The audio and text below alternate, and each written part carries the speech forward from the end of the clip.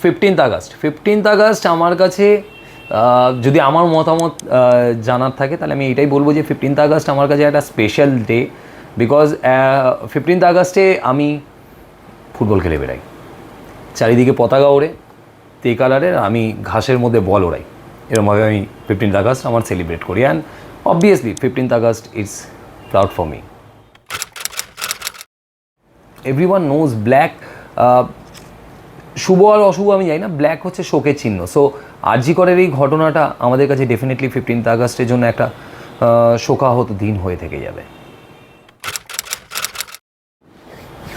এত আন্দোলন হচ্ছে, তাতে কোনো পরিবর্তন আসবে কি না সেটা সমাজের প্রত্যেকটা শক্তিশালী ব্যক্তি আমার মনে হয় বলতে পারবে।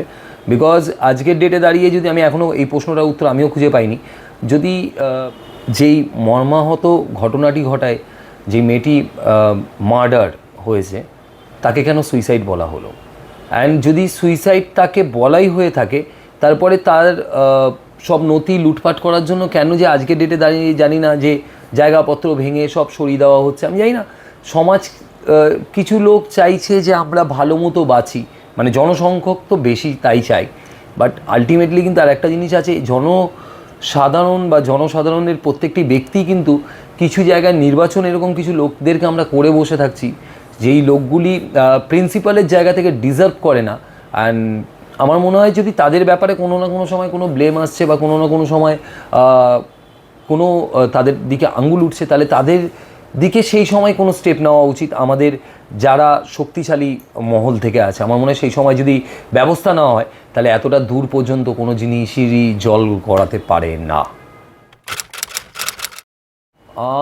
এই সিচুয়েশানে আমাদের কি করণীয়? আজকে তো সমাজের প্রত্যেকটি মেয়ে বলতে গেলে দেখাচ্ছে বা দেখিয়ে দিল আজকের দিনে দাঁড়িয়ে, যে তারা দীর্ঘ রাত্রি ধরে জাগার একটা যে পরিকল্পনা তাদের মধ্যে নিয়ে এই প্রতিবাদ জানালো।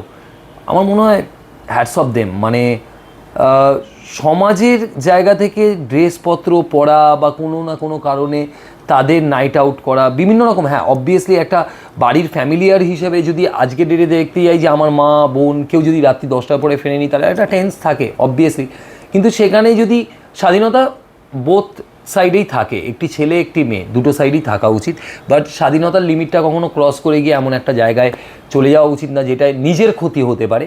বাট এই মর্মাহত ঘটনাটির জন্য মেয়েটি কোনো রকমভাবেই দায়ী ছিল না। অ্যান্ড আমি আমার মতামত থেকে এটাই বলবো, যারা যারা দোষী ছিল তারা যেন প্রত্যেকজন শাস্তি পায়, প্রত্যেকজন ইচ অ্যান্ড ইকুয়াল, যে যত বড় যেই জায়গার থেকেই হোক তাকে যেন ওই শাস্তিটা দেওয়া হয়। অ্যান্ড পরবর্তীকালে এরকম কোনো রকম ঘটনা ঘটার আগে যেন প্রত্যেকটা লোক সেই জায়গাটা ভাবে যে এটা করলে কিন্তু এরকম শাস্তি হতে পারে। কেন একটা ধনঞ্জয়, বাকি যে 10টা ধনঞ্জয় ঘুরে বেড়াচ্ছে ওর জন্য অনেক টাইম লেগেছিল। আমার মনে হয় 10টা ধনঞ্জয়কে একবারে মেরে দেওয়া উচিত, রাখারই উচিত না। 15th আগস্টে আমি আমার খোঁজকে নিয়ে কিভাবে সেলিব্রেট করি, এটা খুব টাফ একটা কোশ্চেন। বিকজ না, আমার খোঁজকে নিয়ে যদি আমি বলতে যাই, আমি যেইভাবে সেলিব্রেট করি সেটা হচ্ছে গিয়ে 15th আগস্ট মানে ফুটবল খেলা ফার্স্ট অফ অল, অ্যান্ড ওর সাথে সাথে খোঁজেরও একটা প্রায়োরিটি আছে। তো আমরা মর্নিং টাইমটাকে আমরা সেলিব্রেট করি বিভিন্ন রকমভাবে, হয়তো তার আগে প্রিভিয়াস কিছু শ্যুট করে নিই। কেন 15th আগস্ট মানে না শুধু আমার নয়, আর খোঁজ লাইক খোঁজের যতজন বাচ্চা আছে না তাদের জন্য খোঁজ। সো সবাইকে নিয়ে চলাটাই না খোঁজের একটা প্রাধান্য। আর খোঁজ উইদাউট দেম না, জাস্ট ভিজিবেলি না, 3 বছর 4 বছর 5 বছর 10 বছর 12 বছর 15 বছর 20 বছর, in fact the parents they are so, মানে আমি তাদেরকে এত বেশিভাবে ভালোবাসি। অ্যান্ড প্যারেন্টসদের জায়গা থেকে আমি যদি নিজেকে রিয়েলাইজ করি, তারা এত হেল্পফুল, আমার পাশে অলওয়েজ থাকে। অ্যান্ড তাদের কাছে প্রাধান্য পাই যে স্যার কী বলছে সেটা শোনে।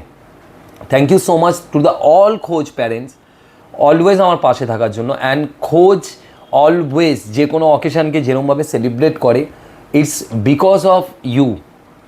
এই প্যারেন্টসদের সাপোর্ট না থাকলে হয়তো বাচ্চারা পুরো আসতে পারতো না। অ্যান্ড বাচ্চারা আজকে এসে যে এখানে পুরো ক্লাসটা করে, এটা শুধুমাত্র প্যারেন্টসদের জন্য possible. And thank you so much to the all parents, all যতগুলো খোঁজের ব্রাঞ্চ আছে যেখানে যেখানে আছে, সবাইকে আমার তরফ থেকে অসংখ্য ধন্যবাদ। অ্যান্ড ইয়েস, 15th আগস্ট মানে খোঁজে একটা বিভৎস কালারফুল কিছু হবে, এটা একদমই হয়। অ্যান্ড 15th আগস্ট মানে আমার কাছে ফুটবল খেলা।